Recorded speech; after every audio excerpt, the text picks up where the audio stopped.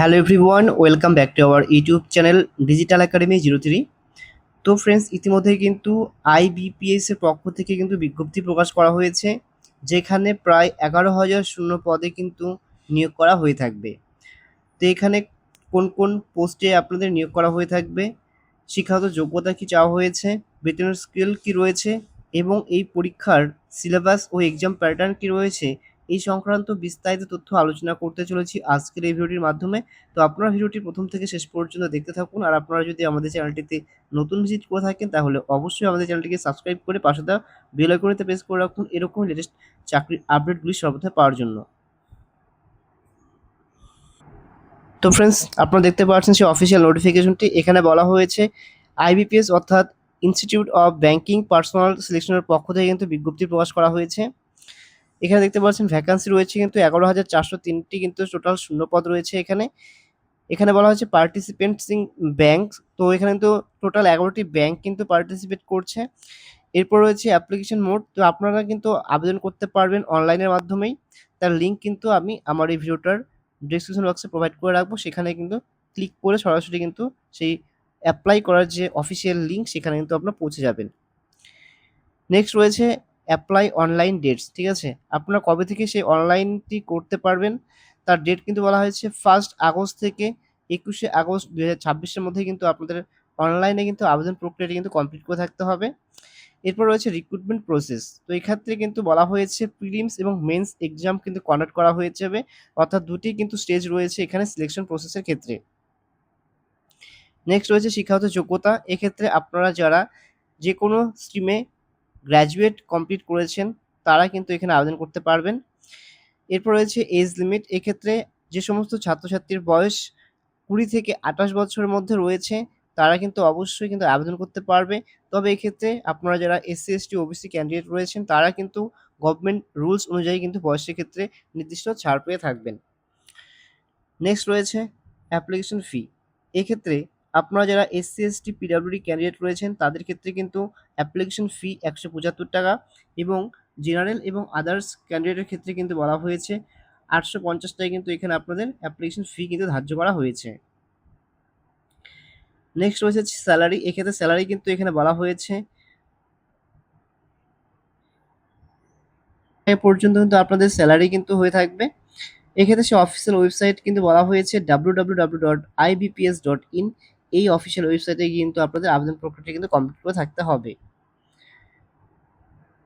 তো এর নোটিফিকেশন কিন্তু প্রকাশ হয়েছে 1 আগস্ট 2026-এ এবং এর লাস্ট ডেট কিন্তু রয়েছে অনলাইনে আবেদন করার এবং অ্যাপ্লিকেশন ফি পেমেন্ট করার কিন্তু লাস্ট ডেট বলা হয়েছে 21 আগস্ট 2026 এবং last date of printing application, অর্থাৎ আপনার যে অ্যাপ্লিকেশনটা রয়েছে সেটা প্রিন্ট করতে কিন্তু আপনারা পারবেন সেটা কিন্তু আগস্ট মাসের মধ্যে কিন্তু আপনারা সেটি কিন্তু কমপ্লিট করে নেবেন।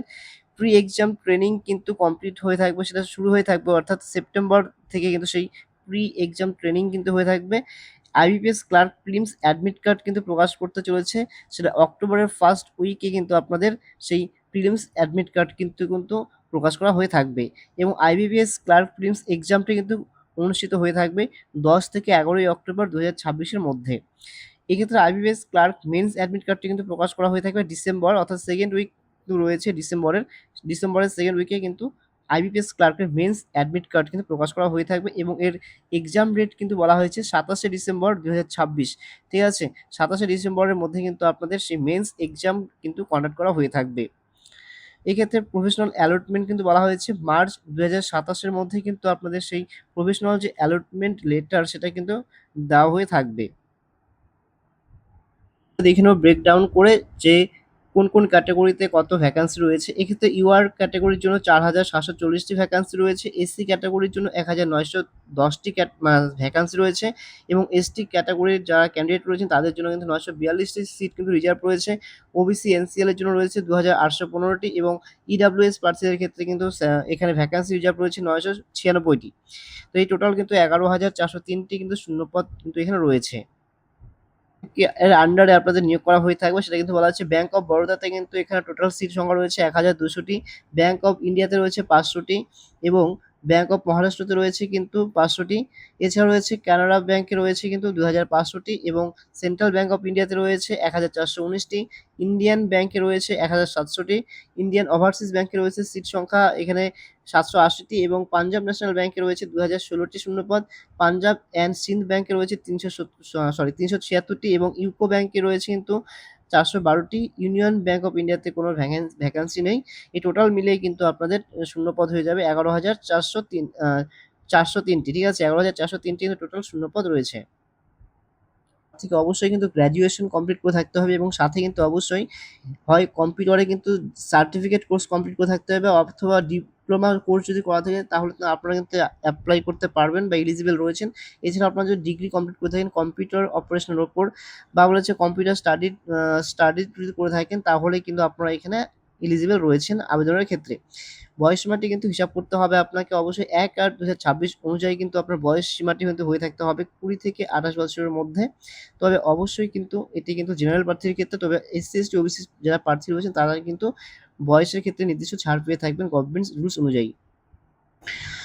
এক্ষেত্রে কিন্তু প্রার্থীকে অবশ্যই কিন্তু ভারতীয় নাগরিক হয়ে থাকতে হবে এবং এছাড়া আপনারা যদি নেপাল অথবা ভুটানের যদি সিটিজেনশিপ হয়ে থাকেন তাহলে কিন্তু আপনারা এখানে আবেদন করতে পারবেন। 2026-এর সিলেকশন প্রসেস সম্পর্কে, এই ক্ষেত্রে কিন্তু দুটি স্টেজে কিন্তু আপনাদের এখানে সিলেকশন করা হয়ে থাকবে। ফার্স্ট স্টেজ যেটা রয়েছে প্রিলিমিনারি এক্সামিনেশন এবং সেকেন্ড যে স্টেজ রয়েছে সেটা কিন্তু মেন্স এক্সামিনেশন হয়ে থাকবে।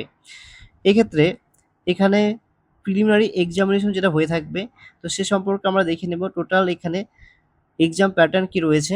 এক্ষেত্রে কিন্তু আপনাদের ইংলিশ থেকে আজ থাকছে কিন্তু 30 নম্বর। এখানে কিন্তু ডিউরেশন রয়েছে 20 মিনিট, ঠিক আছে? 30টি কোশ্চেনে আনসার করার জন্য 20 মিনিট কিন্তু আপনারা সেপারেট কিন্তু সময় পাবেন, ঠিক আছে? 20 মিনিট হওয়ার পর কিন্তু অটোমেটিক কিন্তু নাম্বারিক্যাল অ্যাবিলিটি যে টপিকটা রয়েছে বা সাবজেক্টটা রয়েছে সেখানটায় কিন্তু আপনারা চলে যাবেন এবং এখানে কিন্তু টোটাল কোশ্চেন থাকছে হচ্ছে 35টি এবং এখানেও কিন্তু টাইম বরাদ্দ রয়েছে 20 মিনিট। এরপর রয়েছে রিজনিং অ্যাবিলিটি, সেক্ষেত্রে কিন্তু এখানে 35টি কিন্তু কোশ্চেন হয়ে থাকবে এবং 35 নম্বর থাকছে এখানে এবং এটির জন্য কিন্তু সময় বরাদ্দ করেছে 20 মিনিট। টোটাল কিন্তু টাইম বলা হয়েছে এখানে 1 ঘন্টা এবং এখানে আপনাদের টোটাল যে মার্কস রয়েছে সেটা কিন্তু 100 মধ্যে কিন্তু পরীক্ষাটি হয়ে থাকবে। অর্থাৎ প্রিলি এক্সামটা যেটা রয়েছে সেটা কিন্তু অবশ্যই আপনাদের প্রিলিতে কিন্তু 100 মার্কের কিন্তু এখানে কোশ্চেন থাকছে। তো এরপর আপনারা যারা এই প্রিলি এক্সাম ক্লিয়ার করবেন তারাই কিন্তু অবশ্যই শর্টলিস্টেড হবেন এবং পরবর্তীতে কিন্তু মেন্স এক্সামের জন্য কিন্তু আপনারা এখানে ডাক পেয়ে থাকবেন। এক্ষেত্রে আমরা এবার দেখে নেব যে মেন্স এক্সামের সিলেবাস সম্পর্কে। তো এখানে দেখতে পাচ্ছেন মেন্স এক্সামের জন্য যে সিলেবাস সেটা বা এক্সাম প্যাটার্ন সেটা কিন্তু বলা হয়েছে আপনাদের থাকছে reasoning ability and computer aptitude. এক্ষেত্রে কিন্তু এখানে থাকছে 40টি কিন্তু কোশ্চেন থাকছে এবং মার্কস থাকছে 60 নম্বর, ঠিক আছে? 40টি কোশ্চেন থাকছে এবং মার্কস থাকছে 60 নম্বর এবং ডিউরেশন কিন্তু বলা হয়েছে 35 মিনিট সময় আপনারা পেয়ে থাকবেন। ইংলিশ ল্যাঙ্গুয়েজের ক্ষেত্রে কিন্তু এখানে 40 মার্কস থাকছে এবং 40 নম্বর থাকছে, ঠিক আছে?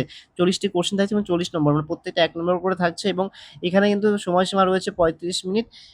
কোয়ান্টিটিভ অ্যাপটিটিউড যেটা রয়েছে সেখানে কিন্তু 40টি কোশ্চেন থাকছে কিন্তু এখানে মার্কস থাকছে 50 নম্বর এবং এখানে কিন্তু 30 মিনিট সময়সীমা আপনারা পেয়ে থাকবেন। এবার রয়েছে জেনারেল এবং ফিনান্সিয়াল অ্যাওয়ারনেস সম্পর্কে, তো এখানে কিন্তু 40টি কোশ্চেন হয়ে থাকবে এবং মার্কস থাকছে 50টি। তো এক্ষেত্রে কিন্তু সময়সীমা 20 মিনিট থাকছে এবং এখানে টোটাল যে কোশ্চেন সেটা কিন্তু হয়ে থাকবে 160টি, তবে টোটাল মার্কস কিন্তু হয়ে থাকবে 200টি। আচ্ছা, এখানে 200 নম্বরে কিন্তু একটি এক্সাম হয়ে থাকবে সেটা হচ্ছে মেন্স এক্সাম। টোটাল এখানে টাইম কিন্তু আপনারা পেয়ে থাকবেন 120 মিনিটের মধ্যে কিন্তু আপনাদের এক্সামটি কিন্তু কমপ্লিট করে থাকতে হবে। অবশ্যই এখানে কিন্তু বলা হয়েছে যে রং আনসার দিলে কিন্তু আপনাদের নেগেটিভ মার্ক থাকছে। মেন্স এক্সামের এখানে রং আনসারের জন্য নেগেটিভ মার্কস আছে সেটা নয়, কিন্তু এখানে কিন্তু প্রিলি প্লাস মেন্স দুটোর মধ্যেই কিন্তু আপনাদের নেগেটিভ মার্কস থাকছে। তো এই ক্ষেত্রে কিন্তু আপনারা যারা এই এক্সামে আবেদন করবেন, ঠিক আছে? তারা অবশ্যই অফিসিয়াল যে নোটিফিকেশন সেটা কিন্তু ডাউনলোড করে একবার দেখে নেবেন। তার লিঙ্ক কিন্তু আমাদের এই যে হোয়াটসঅ্যাপ গ্রুপ অথবা হচ্ছে টেলিগ্রাম চ্যানেল রয়েছে সেখানে কিন্তু এর যে অফিসিয়াল পিডিএফ সেটা কিন্তু আমরা প্রোভাইড করে রেখেছি। তো আপনারা আবেদন করার আগে একবার সম্পূর্ণ নোটিফিকেশন পড়ে নেবেন এবং এর পরবর্তীতে কিন্তু আপনাদের এই দুটি স্টেজ পার হওয়ার পরে কিন্তু আপনাদের মেরিট লিস্ট কিন্তু করা হয়ে থাকবে। তারপরে কিন্তু আপনাদের সেই কল লেটারটি কিন্তু আপনাদের বাড়িতে পৌঁছে যাবে। যারা সিলেকশন হবেন তাদের কিন্তু সেখানে ফেজ 2 এলিজিবল হওয়ার পর কিন্তু ফাইনাল মেরিটে আউট হওয়ার পর আপনাদের কিন্তু সেই ফাইনাল কল লেটারটি কিন্তু পৌঁছে দেওয়া হয়ে থাকবে।